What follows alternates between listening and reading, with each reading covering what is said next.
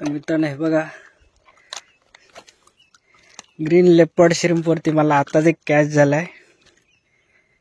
तर वाजल्यात 5 संध्याकाळचे आणि लो टाईड चालू आहे. आणि हे बघा, काल याच ठिकाणी मी जितपारावरती एक स्नॅपर काढला होता आणि आज हा श्रिम्पवरती एक स्नॅपर भेटलाय मला.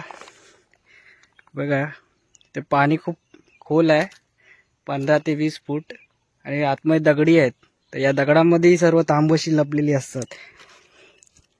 तर बघूया अजून आपल्याला काय भेटतंय का.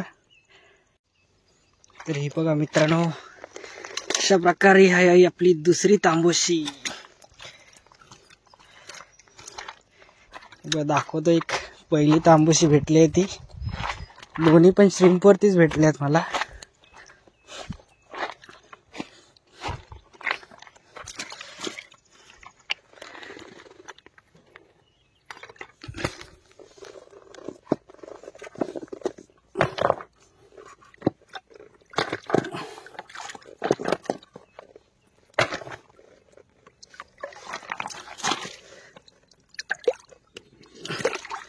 ही बघा पहिली तांबोशी आणि ही बघा ही दुसरी. 2 तांबोशी भेटल्या मला आत्ता.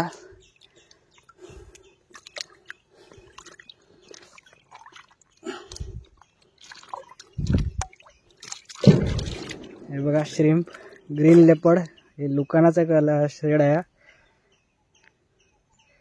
हा बघा 2 तांबोशी कॅच झाल्यात.